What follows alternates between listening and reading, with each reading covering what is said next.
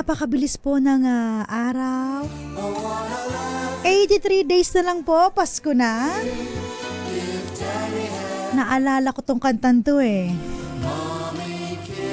Si Mommy daw nakita na nagkikiss kay Santa Claus. Nung bata ko, ang inisip ko noon, bakit ganon? Kasi Mommy may onting may onting L. And then I realized, sabi ko, ay, si Santa Claus pala si Daddy. Oo, 'di ba? Kasi sometimes po, 'di ba, bibihis na Santa Claus yung mga daddy natin. Sila yung nagbibigay ng regalo sa atin. Tapos 'di ba, matulog kayo, magsabit kayo ng medyas. Tapos lalagyan ni Santa Claus ang inyong mga medyas ng regalo. Hindi natulog yung mga bagets. Pagkita dun sa may Christmas tree, aba si Santa Claus, kinikiss si Mommy. Ay, si Mommy palang nagkikiss kay Santa Claus. Anyway, napakabilis po ng panahon. Berna, no? After September, October, eto na, November, then come December. Grabing bilis po, no? 83 days to go. Excited na ba ang lahat sa 13-month pay? Excited na ba ang lahat sa makukuhang bonus? Alam niyo po, kapag meron kang bonus, meron kang 13-month pay, meron kang extra money. Sometimes po, di ba, napapansin niyo, every December, marami mga promo-promo ng mga condominium. May mga promo-promo, pagbibili ka ng kotse. Diba? Parang ang daming promo, parang ang sarap gastusin, no? Ang sarap mag-invest kapag December. Kasi alam nila na merong extra money ang ating mga manggagawang Pilipino. Kaya naman yung mga medyo kumikita ng nakaka-LL ba? Nakakaluwag-luwag yan. Kaya naman, paano kung halimbawa gusto mo bumili ka ng property, bentahan, no? Bumili ka ng condominium, apartment, o kaya sasakyan. Ang tanong, paano mapaparehistro sa pangalan mo yung property na binili mo? Ayan, yan ang ating topic ngayong gabi. So maganda po yan, no, yung nag-i-invest tayo especially sa mga real properties, kasi po ang real properties po ay nag-a-appraise yan, no? Ang hindi kagandahan kasi sa may sasakyan, so nagde-depreciate siya. So bumababa yung value, no, nung sasakyan kapag nilabas mo na sa kasa yan. So depreciated na yan. Unlike doon sa ating mga real properties, tumataas yung value niyan. So usually ang ini-invest, no, bili ka ng mga real properties. Ayan. O kaya naman, especially sa ating mga OFWs, di ba? Nakaipon na yung mga yan, yung mga masisipag nating mga OFWs. Pag uwi nila ng Pilipinas, so eto na, sila ay maghahanap na ng for investment. O di ba, ang ganda. Ngayong December hahanap ka ng property na kung saan eto na, makikita mo na ang pinaghirapan mo, ang katas ng pinagpaguran mo, dugo, pawis, kaluluwa. Ay pinaghirapan mong pera, no? At magbibitaw ka ng malaking halaga dahil bibili ka nga ng property. Ang tanong po, no, paano po ipapalipat yung property, yung name ng property, especially yung title, sa'yo na nakabili na buyer? So beware lagi, no, sa ating mga kababayan na gusto po na mag-invest, no, kailangan po kayo po ay mas magandang kumonsulta sa mga real estate lawyers, no, yung mga okay, any lawyer, no, na malapit po sa inyo. Kung halimbawa ano ba yung mga kailangan mong gawin para bago ka maglabas ng pera, meron kang idea about sa pagbili ng properties, and then afterwards, pag-transfer ng title sa pangalan mo. So, ganun po. Mura lang naman ang consultation sa mga abogado. Try niyo po. Kaysa kayo ay maglabas ng pera, milyon, tapos it turn out na marami palang problema, hindi pala clean title yung nabili ninyo, so magkakaroon pa ng sakit sa ulo. Yan. So, mura lang po ang ang consultation ng mga lawyers. So, pwede po kayo mag-consult. Anyway, mura kumpara dun sa ilalabas niyong pera. Pag nagkabayaran po kayo. So, unang-una po, no, so kailangan po kapag nakapili po kayo ng property na titignan ninyo, puntahan nyo po, no? Tignan nyo kung okay pa ba yung condition ng property. Tapos, you always check kung kayo po ba ay nakikipag-deal sa may-ari ng property. Kasi po, pag hindi po kayo nakikipag-deal sa may-ari ng property, tapos binili po ninyo, halimbawa po, no? Meron po kasing isang property na kung saan, ang pangalan po ng title ay nasa nanay at magulang nila. Okay. So, namatay po si nanay at magulang at yung mga heirs po ay nag-decide, sila na po ang, of course, by succession, no? Sila po ang may-ari ng property. Sila ang tagapagmana. Yung isang heir ay nag-decide na ibenta ang property without the consent of other heirs. Eto na ngayon ang problema. So, pinakitaan ka, ma'am, sir, ito po yung title. Hawak Usually, sa mga panganay, hawak nila yung mga titulo ng lupa, no? Pero okay na po to kasi sa nanay at tatay po namin to. So, walang problema dito. Okay po to, clean title, malilipat po sa inyo yung property. So, beware of that. Kapag patay na po ang may-ari ng property and you're dealing with heir, no, na nagbebenta, you always check ilang kayong magkakapatid. Yan ang pinaka-importante dyan. Ilan kayong magkakapatid? Kasi hindi po pwedeng siya lang ang nakikipag-deal ka sa kanya. Kung solo niya, okay, fine. Pero kung halimbawa marami sila at siya ang nakikipag-deal sa'yo, you always look, ikaw ba ay authorized na ibenta ang property? No? Pag sinabi niya, yes po, authorized, you look for an SPA. Asan ang yung special power of attorney na pinapayagan ka ng iyong mga co-heirs na ibenta ang property. So, yung SPA, last time pinag-usapan natin yung importance niyan. So, ngayon pa lang, medyo guarded ka na. So, you do not deal sa mga tao na hindi talaga may-ari ng property unless otherwise. So, heirs nga sila, pero i-check mo kung mayroong special power of attorney if you're dealing with one heir. Pero kung halimbawa lahat sila ay nandoon, okay, fine. So, hindi lang basta deed of sale yan kasi magkakaroon yan ng extrajudicial settlement of estate with deed of sale.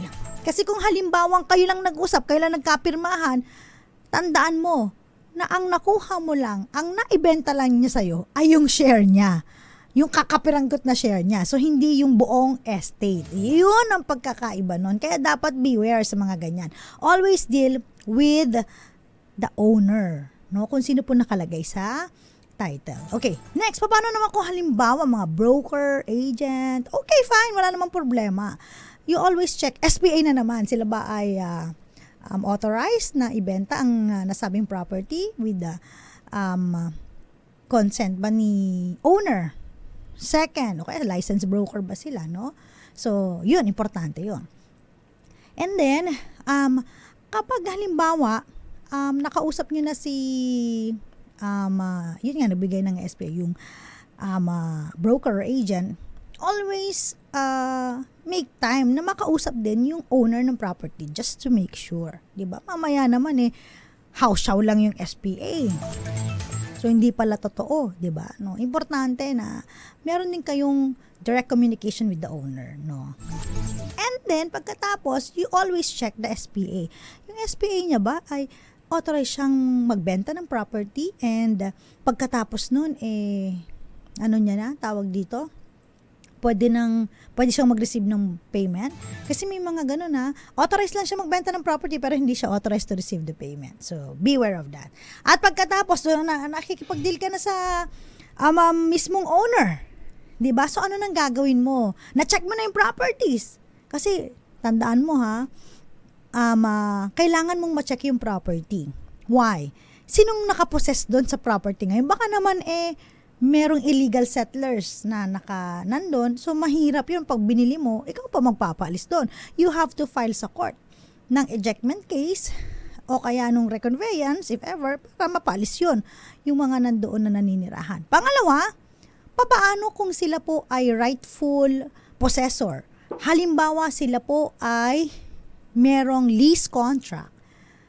Diba? Kontrata ng pagrerenta within 1 year. Ang kanilang kontrata. Meron pa silang natitirang 6 months.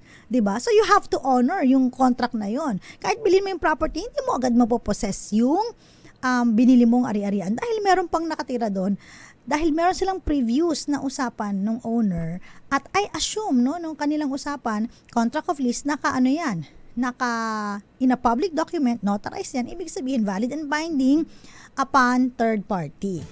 So sorry na lang, 6 months mo pa aantayin. So may mga ganun So kailangan aware ka kapag bibili ka ng property, kung anong bibilin mo, at sino nakipag-transact sa'yo. Okay, pagkatapos doon, sabi naman nila, ano ba, attorney? Dami-dami naman.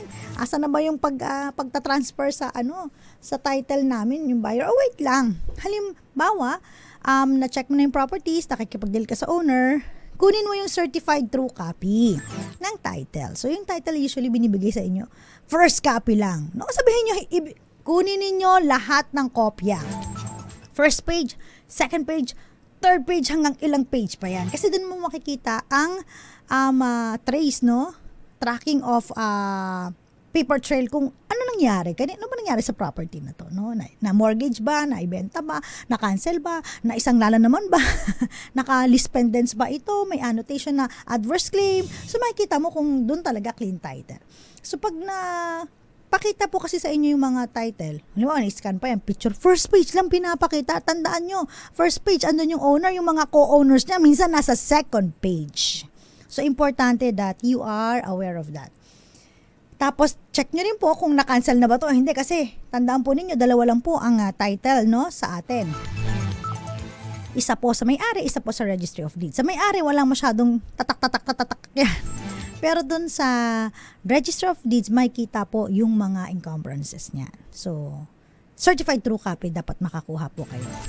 Okay, nagkaroon na, Okay na, attorney. So, magdi-deed of sale na kami, naka-deed of sale na kami, nakalagay na po doon kung how much. Hindi na po namin in-undervalue.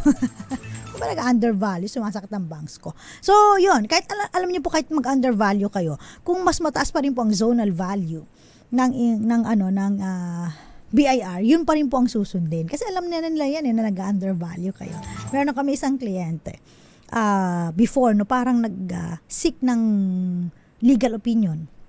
Ang sabi niya, meron siyang property, lote, binili, around parang 500,000 daw yun na nabili niya. Tawag dito, ang dineclare nila, 100,000 lang. Nagulat sila. So, they were expecting 6% of the 100,000 ang babayaran. So, 6,000, So, yun lang yung capital gains tax. Pagdating nila sa BIR, nakita yung original zonal value, mas mataas pa, parang around 600,000, So, magkano ang 6% ng 600,000? Wait lang po. 600,000 times 0.06. That's 36,000. Kasi yung 100,000, ang 6% niya, 6,000. So, nagulat sila, bakit 36,000? Hindi nyo po magugoyo ang BIR. Ganon, okay? So, okay na, may deed of sale na, nabayaran na. Ano na pong gagawin ba? Ano bang mga requirements ang kailangan para matransfer po yung title? Kasi, usually, pagtapos ng deed of sale, parang tapos na, okay na. Ang nangyayari, kulang-kulang pala yung requirements pagdating sa BIR kasi hahanapan po kayo ng mga documents doon na kailangan yung isubmit. Halimbawa na lamang po, nag-deed of sale kayo. Deed of sale. Tapos, wala kayong acknowledgement receipt. Ano yun? Or, syempre, usually pag individuals, acknowledgement receipt. Kapag mga corporations, meron mga official receipts yan. Kayo na individual, kayong dalawa, nagbentahan kayo pero walang acknowledgement receipt. Paano malalaman ni BIR na nagkabayaran kung wala kayong acknowledgement receipt? So, dapat after the deed of sale, meron po kayong acknowledgement receipt to prove na naibigay po yung pera doon sa owner. Kasi hahanapin po yan. Okay. That's number 1, And then, mas maganda, mag-execute na rin ng SPA, Sometimes po kasi ito, minsan may mga iba po na sad to say, yung mga hinihingahan nyo po ng mga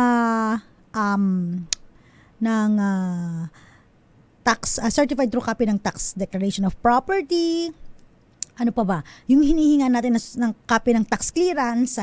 Ganito po, Ang nangyayari, usually po talaga, ang general rule, dapat po ang may-ari ang kukuha ng tax declaration o kaya tax clearance, except otherwise, meron siyang binigyan ng SPA. Pero, halimbawa po, siya sa nagkapirmahan na, minsan kulang pa, wala pa acknowledgement receipt, wala pong ibinigay na SPA, no? Pagpunta ni buyer po doon sa mga munisipyo at humingi sila ng copy, ng certified true copy ng tax declaration, hinahanapan sila ng SPA from the owner. Ang nangyari nga po, may deed of sale na. So, ibig sabihin, ang owner na po ay si buyer, no? No need for the SPA ni owner kasi at the time na napumunta siya dyan, may deed of sale siya na yung may-ari. So, ibig sabihin, kaya siya nanghihingi ng certified true copy at saka ng tax clearance dahil ipaprocess niya na yung mga papers papuntang BIR at mabayaran yung capital gains tax. Kasi kapag nadidelay po yon, may penalty. Yan. Kaya minsan ang hirap ipaliwanag sa ating mga nasa munisipyo, knock on wood. No, hindi lahat. Pero may mga municipal officer na hindi nila magets yon.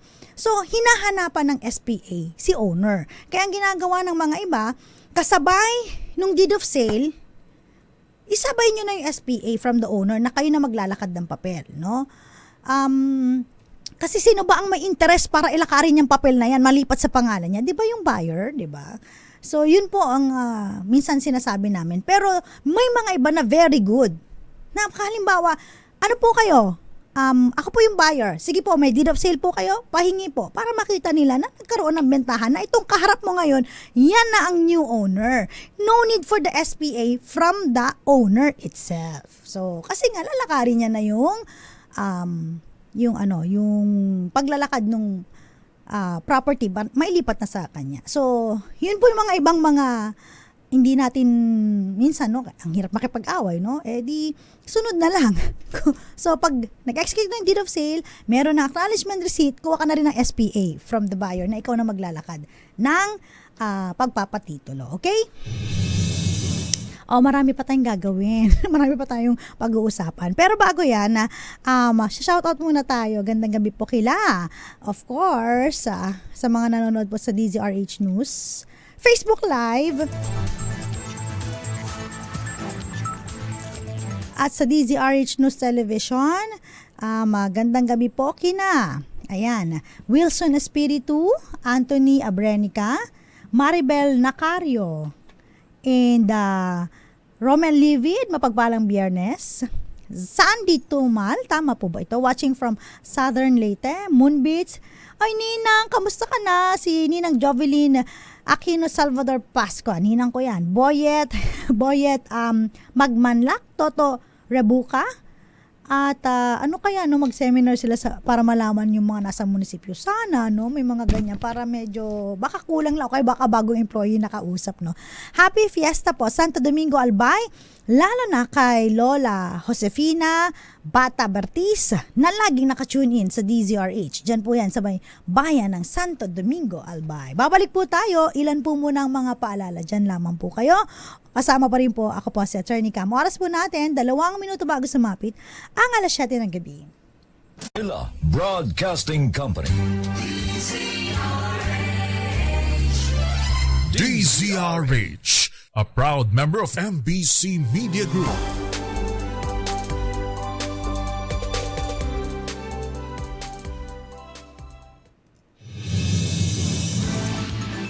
Announcement po muna tayo, no, para po sa mga merong mabubuting kalooban. Kami po ay kumakatok sa inyong mga puso para po sa donasyon sa mga naapektuhan po ng magnitude 6.9 earthquake dyan po sa May Cebu. Ang aming pong team ay lilipad na papunta dyan po sa May Cebu.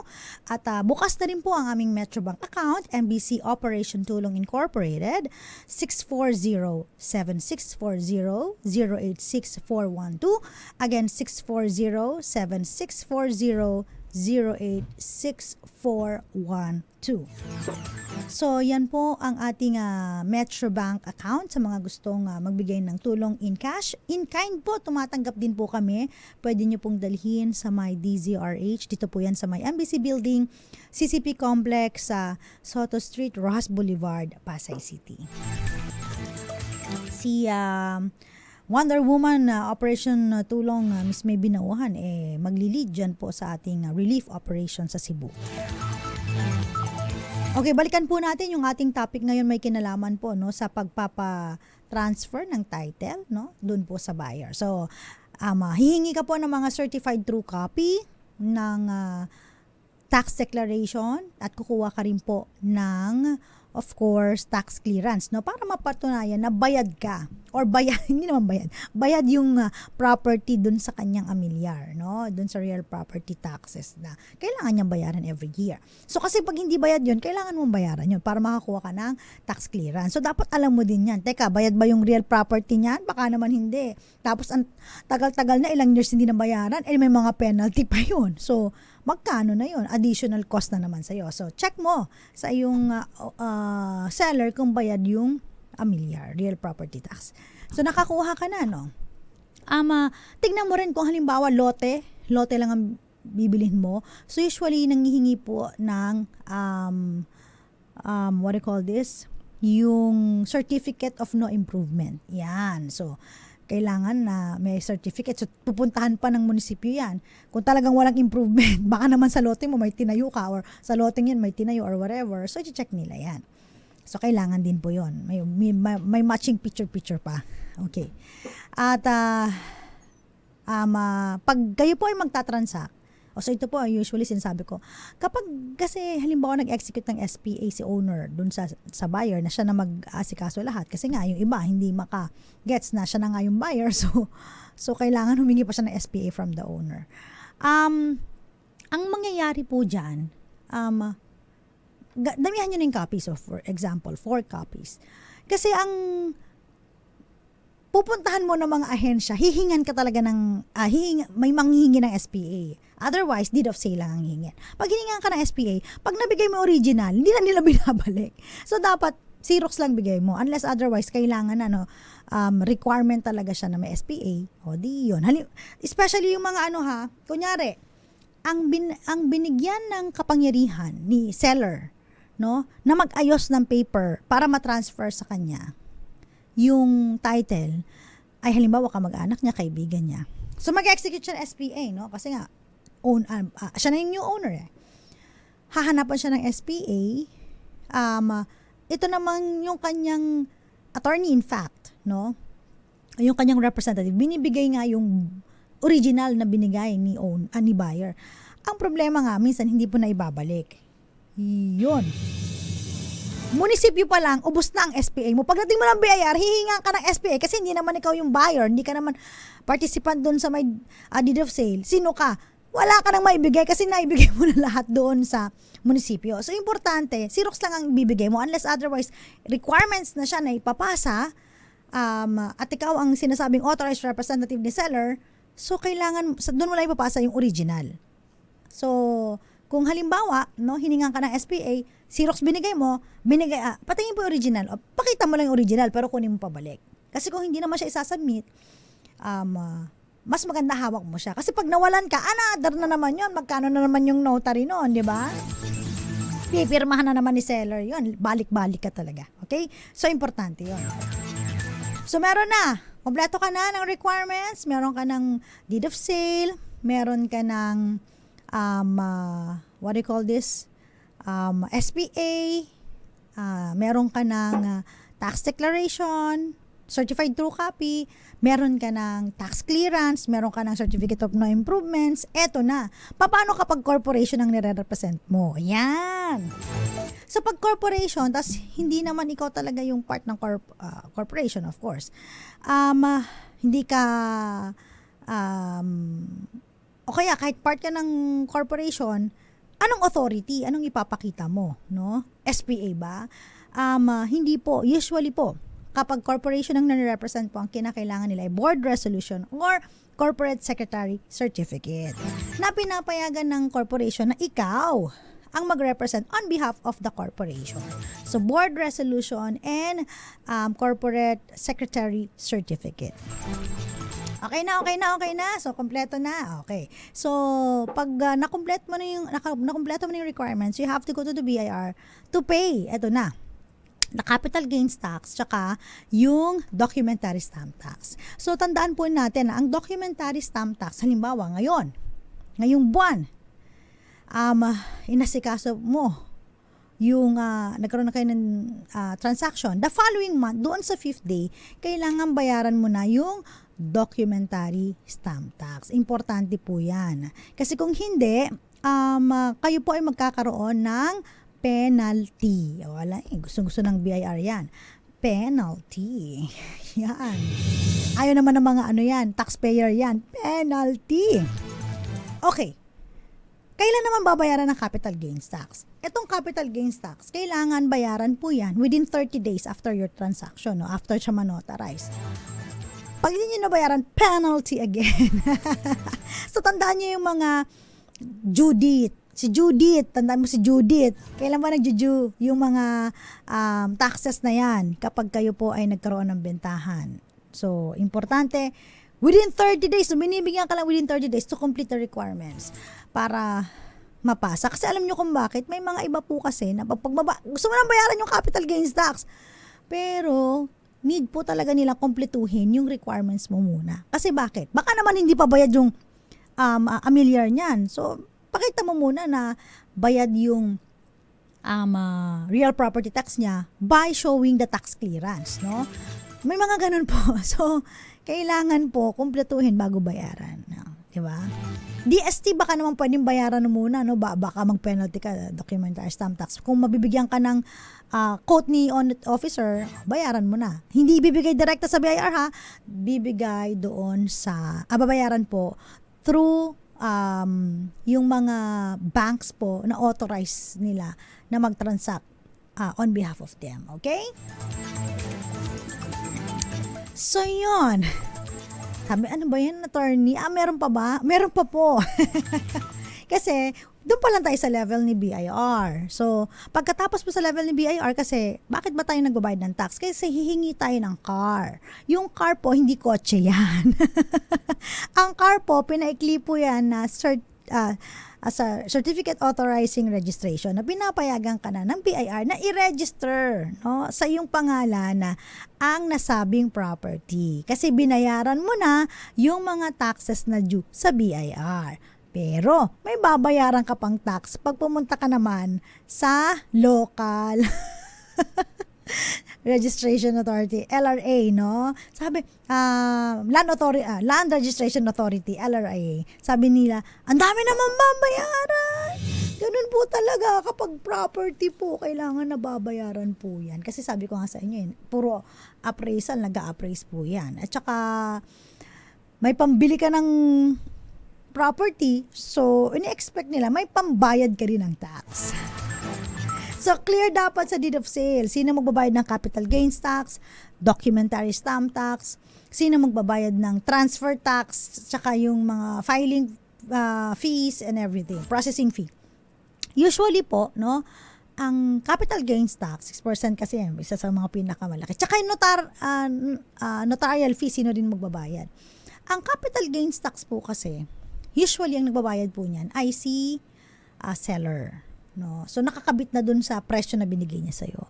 Pero, pwedeng babaan ni seller yung kanyang price provided na papayag ka na ikaw mag-shoulder ng capital gains tax. So, pwede naman yon. General rule, si seller, pero pag pumayag si buyer, pwede naman siya magbayad basta babaan yung selling price ng property. So, may mga ganung usapan. So, dapat klaro po sa deed of sale, sino magbabayad ng capital gains tax, ng documentary stamp tax, registration fee, at processing fee, at kung ano-ano pang fee. Notarial fee. Notarial fee po, nag-range po yan 1 to 3%, no, ng value ng property. Okay?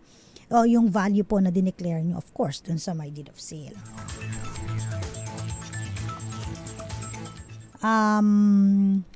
after makakuha ng car, attorney, nakalipat na ba sa pangalan ko agad yung property? Of course not, hindi pa. Pinapayagan ka lang ni BIR na iparegister mo na sa'yo. Pero hindi pa nakapangalan sa'yo. Sabi, ano ba yan? Ang dami-dami naman. Ay, ganun po talaga. Okay na, no? Pupunta ka na ngayon sa Registry of Deeds para ipakita ang iyong mga dokumento.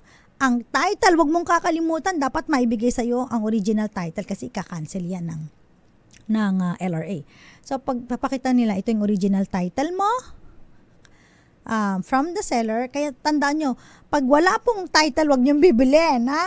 Ang hirap po ipalipat ang pangalan.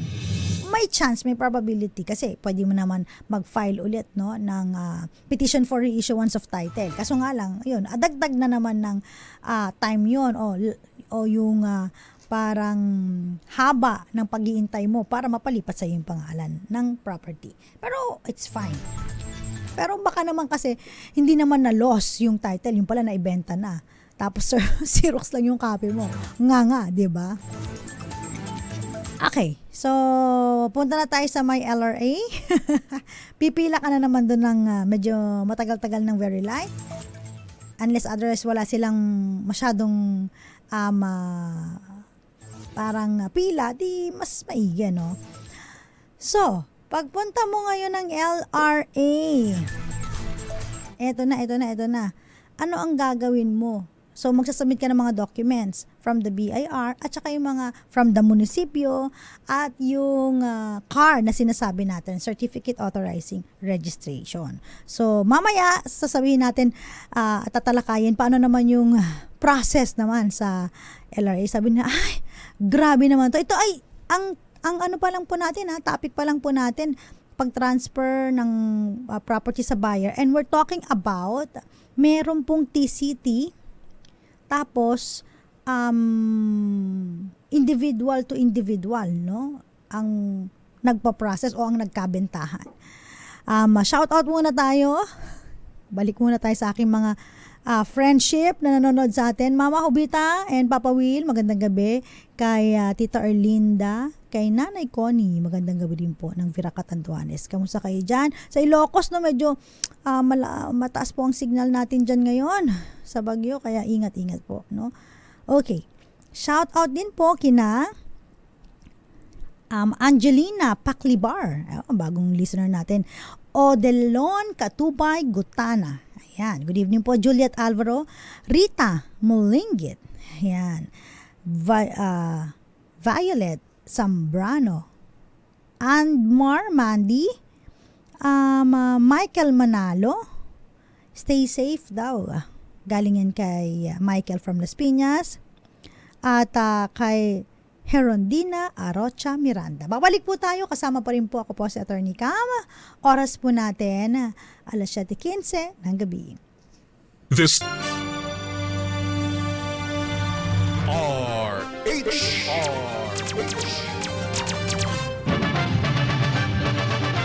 Flash Report. Flash Report! Isa pong rider ang binaril sa Pasay City. Sinugod po sa ospital ang buong detalye. Ibigay mo nga sa amin to. RH27, Noche Kakas. Noche? Naku, nawala si Noche. Balikan natin siya mamaya.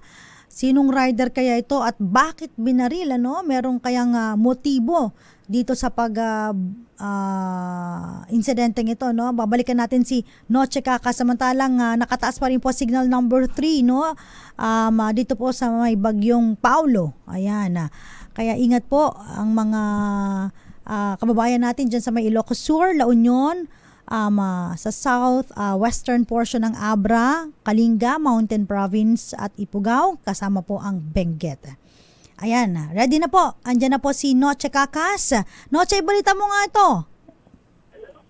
Attorney Cam, dinala sa ospital na itong Lala Moba rider matapos sa pagbabarilin dito sa Bakwan, Don Carlos sa Bilisan, lungsod ng Pasay. Yung Lala Mova rider, Attorney Cam, yung kanyang motorsiklo ay nandito pa sa kalsada, tapos nagkalat yung dugo dito sa lugar. Meron na rin sinindihan na rin ng kandila. Pero batay sa ating nakuhang initial na impormasyon, yung Lala Mova rider nag-deliver dito sa lugar, tapos mayroong nakaabang dito na isang lalaki, tapos kinuha yung cellphone. Ang sinasabi rin dito ay hinold up yung Lala Mova rider itong ng suspect dito. So sa ngayon ay kinordon na itong lugar, hindi madadaanan yung Bakwan galing ng Airport Road papasok ng Don Carlos Village dahil nagsasagawa na ng investigasyon itong Pasay PNP. Dumating na rin dito ang Chief of Police ng Pasay na si Colonel Joselito Desisto para magsagawa ng investigasyon, at nagsagawa na rin ang kapulisan ng dragnet operation kaugnay nga dito sa insidente ng pamamaril kung saan yung biktima, isang Lala Mova rider, at dinala sa ospital. Arit sa 27, Noche Kakas sa DCRH, una sa Pilipinas, una sa Pilipino. Maraming salamat, Noche Kakas. Kalungkot naman, nagtatrabaho lang, ganito pa ang sinapit, no? Ay, grabe. Balik tayo dito sa ating weather bulletin kung saan signal number 2 naman sa may southern portion ng Ilocos Norte, Pangasinan, sa rest po ng Abra, Kalinga, Mountain Province, Ifugao, western portion ng Isabela, ganun din po sa north, western portion ng Quirino, northern and central portion ng Nueva Vizcaya, at northern most portion ng Nueva Ecija, dyan po sa may Karanglan. Ano po? At signal number 1 naman po sa may Apayao, Batanes, ganun din po Aurora, Tarlac, Zambales, Pampanga, Bulacan. Kaya po, nako, kamusta kaya? May mga flood control ba tayo dyan? Sana maayos, no? Kung hindi, kawawa na naman tayo. Anyway, balikan po natin yung topic natin, may kinalaman po sa pagpapatitulo ng property, no? Nag-message si Geraldine Miranda. Sabi niya, good evening po. Paano po kung hulugan ng lupa na binili? 5 years to pay, 31 square meters, at kung halimbawa po nabayaran na, no? Ano pong gagawin para magkatitulo? Sila po ba ang magbabayad ng tax ng lupa na binili? Thanks po. Okay, unang-una, so nagkaroon kayo of course ng contract to sell, no? Kapag ganun kasi na parang sige babayaran pa unti-unti, may kasunduan ng bentahan, pero wala pang deed of sale yun. Ibig sabihin, kontrata pala ng bentahan, at ayon sa inyong terms and conditions, may down payment, tapos monthly or yearly magbabayad ng ganitong amount. Once na mabayaran na po yung full amount, that's the time na mag-i-issue na po ng deed of sale. Mag-execute na kayo ng deed of sale. At from there, pwede na po ninyong ipa-transfer yung property sa pangalan po ng buyer. Sa question po na sino po magbabayad ng tax ng lupa. So siguro, from the period ng contract to sell, magkasundo kayo. Sino ba ang magbabayad? Kasi general rule, dapat yung may-ari pa kasi siya pa yung may-ari. Pero kung halimbawa, ikaw buyer, pumayag ka na ikaw na magbabayad since ipopossess mo na yung property, so ikaw na magbabayad. Depende sa usapan nyo yan, sa contract to sell ninyo. Okay? Pero definitely, kapag ikaw na ang may-ari, na-transfer na sa'yo, ikaw na talaga magbabayad ng amilyar, di ba? Okay, pag halimbawa po nasa LRA na kayo, papasa nyo na yung mga dokumento ninyo, bayaran po yung transfer tax, processing fee, and everything. Ang susunod po niyan, abangan nyo na lang po yung title na i-release sa inyo. Minsan nagkakadelay po kapag wala pa yung mga, hindi pa dumarating daw yung mga, what do you call that, yung papel na gagamitin for the printing ng title, no? Kasi po kakaibang paper po yan, hindi yan piniprint lang sa bond paper, ano po. Meron niyang mga safety features. Kasi nga, iisa lang po ang title na ibibigay sa inyo. Yung isa, mananatili sa Registry of Deeds. Okay? Ngayon, meron pong isang experience, no, na ganito rin po, no? Meron pong may-ari ng property. Okay. So, yung may-ari ng property, inisyuhan niya ng SPA, yung kapatid niya, para siya muna maglalakad ng property habang busy pa itong owner. New owner, yung buyer.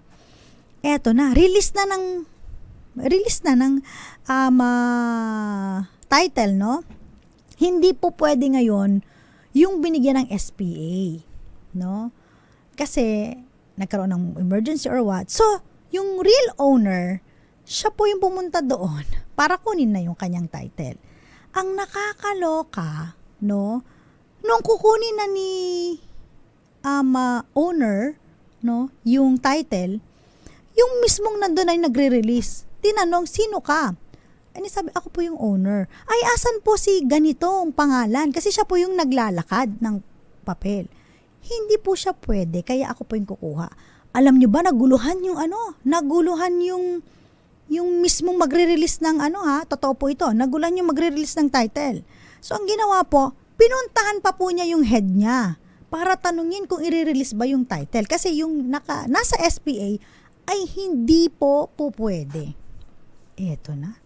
Pumunta ang medyo superior niya, no? At sinabi, ganito po, ako po yung kukuha ng title.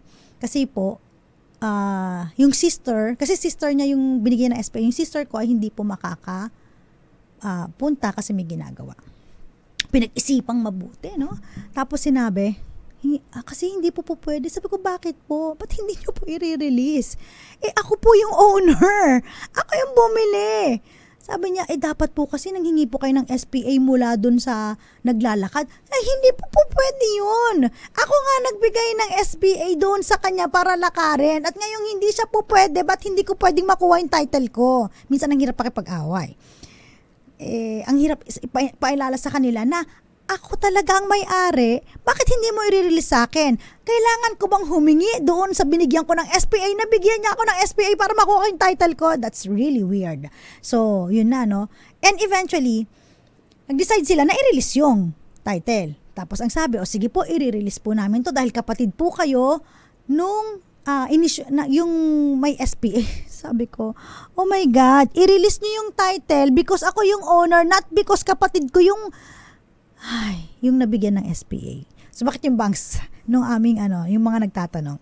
Anyway, so, may mga ganun talaga, no?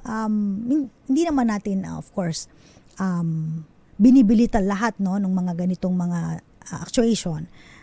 It pays off siguro kung merong mga seminar, yung ating mga nagdi-deal din po, no, sa mga ganitong transfer ng property para hindi po pabalik-balik yung kababayan natin. Ang hirap minsan, no, pag ibang audit officer yung kausap, ibang mga requirement. Pag nakumpleto mo, ibang audit officer na naman, hahanapan ka na naman ng ibang requirements. Pagbalik mo na naman, ibang audit officer, iba na naman ang requirements. Sana may uniformity po tayo, no. Hindi natin nilalahat. Meron po talagang mga magagaling na audit officer na kapag nag-instruct talagang tama, no, talagang malinaw. May mga iba na parang sila mismo naguguluhan sa proseso.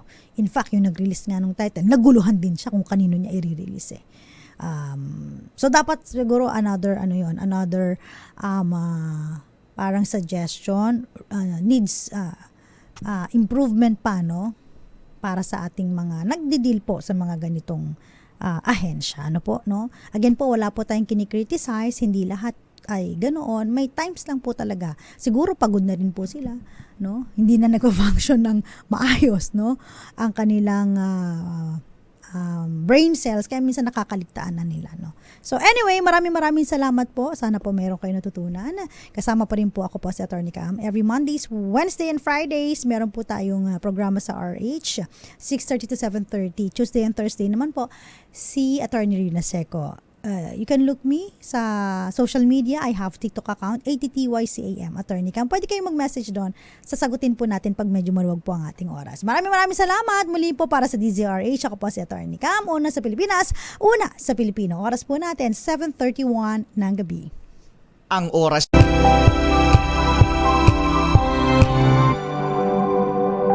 Magbago man ang panahon,